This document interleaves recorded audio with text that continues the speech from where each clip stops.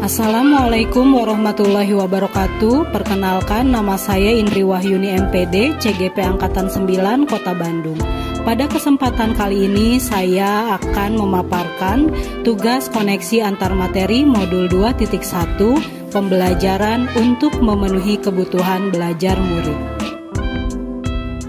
Adapun materi yang akan dibahas pada kesempatan kali ini adalah: pertama, apakah saya mengubah pemikiran saya sebagai akibat dari apa yang telah saya pelajari? Kedua, bagaimana perubahan pemikiran tersebut berkontribusi terhadap pemahaman saya tentang implementasi pembelajaran berdiferensiasi?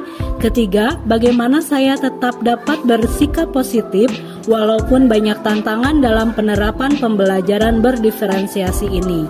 Keempat, buatlah kesimpulan tentang apa yang dimaksud dengan pembelajaran berdiferensiasi dan bagaimana hal ini dapat dilakukan di kelas. Selanjutnya, jelaskan bagaimana pembelajaran berdiferensiasi dapat memenuhi kebutuhan belajar murid dan membantu mencapai hasil belajar yang optimal.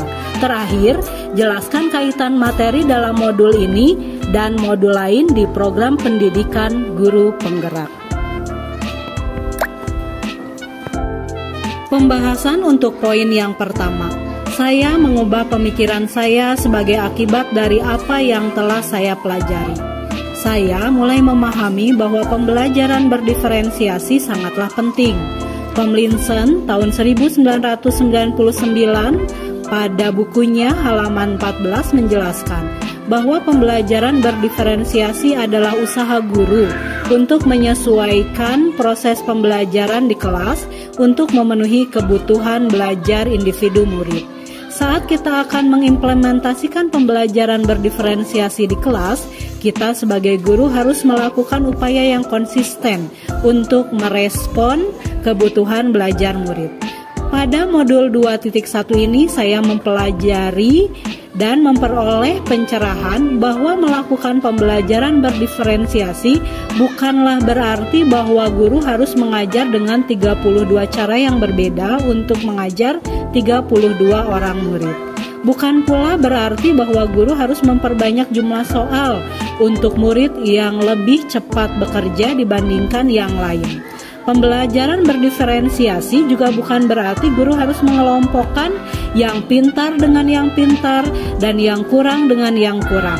Bukan pula memberikan tugas yang berbeda untuk setiap anak.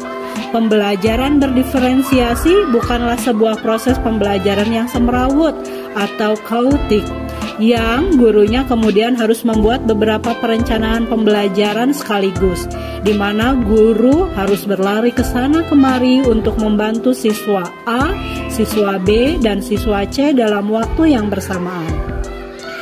Bukan seperti itu. Guru tentunya bukanlah malaikat bersayap atau Superman yang bisa kesana kemari untuk berada di tempat yang berbeda-beda dalam satu waktu dan memecahkan semua permasalahan. Pencerahan ini mengubah pemikiran saya akan sulitnya mengimplementasikan pembelajaran berdiferensiasi. Ternyata pembelajaran diferensiasi itu tidak serumit yang saya bayangkan. Poin kedua, perubahan pemikiran berkontribusi terhadap pemahaman saya tentang implementasi pembelajaran berdiferensiasi. Setelah pemikiran saya tercerahkan, saya pun mulai menyusun perencanaan pembelajaran berdiferensiasi berdasarkan hasil analisis kebutuhan belajar murid. Saya menyiapkan bahara ajar yang beragam untuk memenuhi aspek diferensiasi konten. Perencanaan proses pembelajaran pun saya sesuaikan dengan kesiapan, minat, dan profil belajar peserta didik. Hal ini saya laksanakan dengan tujuan agar aspek berdiferensiasi proses terpenuhi. Murid-murid diberikan keleluasaan untuk memilih jenis produk dalam menyampaikan hasil pemahamannya. Hal ini dilakukan untuk memenuhi aspek diferensiasi produk. Aspek penilaian saya melakukan secara ongoing atau berkelanjutan dengan menggunakan strategi observasi, tes, performance.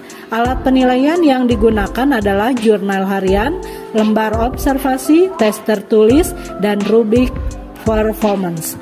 Penilaian sikap saya menggunakan jurnal, penilaian pengetahuan saya menggunakan tes tertulis, sedangkan untuk penilaian keterampilan saya menggunakan lembar observasi dan rubrik performance test. Poin ketiga, dalam pelaksanaannya tentulah tidak mulus seperti apa yang kita rencanakan.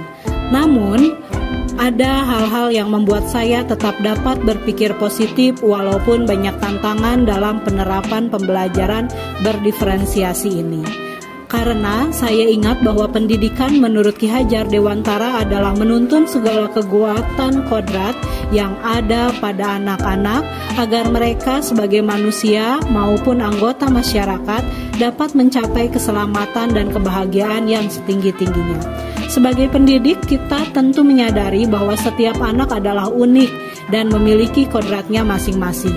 Tugas kita sebagai guru adalah menyediakan lingkungan belajar yang memungkinkan setiap anak untuk dapat tumbuh dan berkembang secara maksimal sesuai dengan kodratnya masing-masing, dan memastikan bahwa dalam prosesnya anak-anak tersebut merasa selamat dan bahagia. Atas dasar itu, saya harus terus memacu diri saya menciptakan pembelajaran yang berpihak pada murid. Dalam hal ini adalah pembelajaran berdiferensiasi. Poin keempat adalah kesimpulan tentang pembelajaran berdiferensiasi dan bagaimana hal ini dapat dilakukan di kelas. Pembelajaran berdiferensiasi adalah usaha guru untuk menyesuaikan proses pembelajaran di kelas untuk memenuhi kebutuhan belajar individu murid.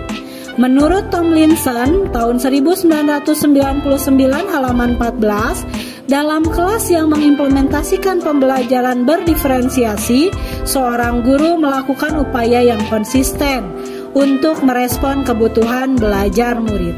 Pembelajaran berdiferensiasi adalah serangkaian keputusan masuk akal atau common sense yang dibuat oleh guru yang berorientasi kepada kebutuhan murid. Apa saja keputusan-keputusan yang dibuat tersebut? Keputusan-keputusan tersebut adalah terkait dengan tujuan pembelajaran yang didefinisikan secara jelas, bagaimana guru menanggapi atau merespon kebutuhan belajar muridnya, bagaimana guru menciptakan lingkungan belajar yang mengundang murid untuk belajar dan bekerja keras untuk mencapai tujuan belajar yang tinggi, bagaimana guru memanajemen kelas yang efektif, dan bagaimana guru melakukan penilaian berkelanjutan. Hal ini dapat dilakukan di kelas jika guru telah memahami kebutuhan belajar murid-muridnya dan melaksanakan strategi diferensiasi pada konten, proses, dan produk. Poin kelima, pembelajaran berdiferensiasi dapat memenuhi kebutuhan belajar murid dan membantu mencapai hasil belajar yang optimal. Hal ini dapat terjadi dengan mengetahui kesiapan belajar, minat belajar, dan profil belajar murid.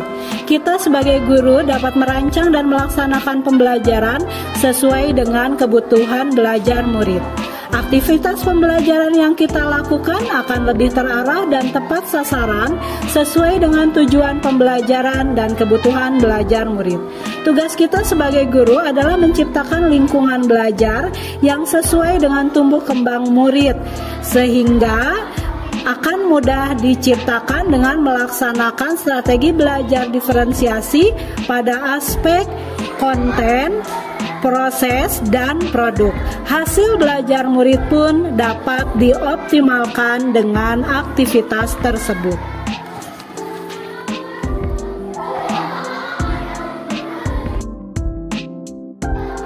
Poin terakhir yang akan saya bahas adalah tentang kaitan materi dalam modul ini dan modul lain di program pendidikan guru penggerak.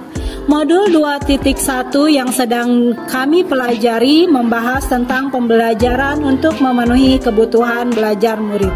Dalam mengaplikasikan materi modul 2.1, menurut saya materi pada modul sebelumnya dapat dijadikan acuan. Sebagai contoh, modul 1.1 memberikan panduan sebagai pendidik bahwa kita harus melaksanakan filosofi pendidikan KHD, di mana hal ini selaras dengan materi modul 2.1 yang membahas pembelajaran untuk memenuhi kebutuhan belajar murid. Begitu pula dengan materi modul 1.2 tentang nilai dan peran guru penggerak.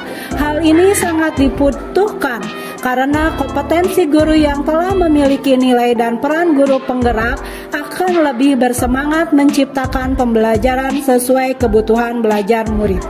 Untuk materi modul 1.3 tentang visi guru penggerak, prakarsa perubahan, dan visi sekolah tak kalah penting mendukung pelaksanaan pembelajaran sesuai kebutuhan belajar murid. Karena dengan materi modul 1.3, seorang guru akan mampu berinovasi, menatap masa depan murid-muridnya dengan melaksanakan pembelajaran sesuai kebutuhan belajar murid. Materi terakhir di modul sebelumnya adalah materi modul 1.4 tentang budaya positif. Hal ini sangat mendukung karena dalam implementasi pembelajaran sesuai kebutuhan belajar murid, pembelajaran berdiferensiasi dibutuhkan lingkungan yang positif. Lingkungan positif ini dapat terwujud jika budaya positif telah dilaksanakan. Sekian pemaparan tentang koneksi antar materi modul 2.1. Mudah-mudahan bermanfaat bagi Bapak Ibu sekalian dan memberikan gambaran bagaimana melaksanakan pembelajaran untuk memenuhi kebutuhan belajar murid. Sekian dan terima kasih. Wassalamualaikum warahmatullahi wabarakatuh.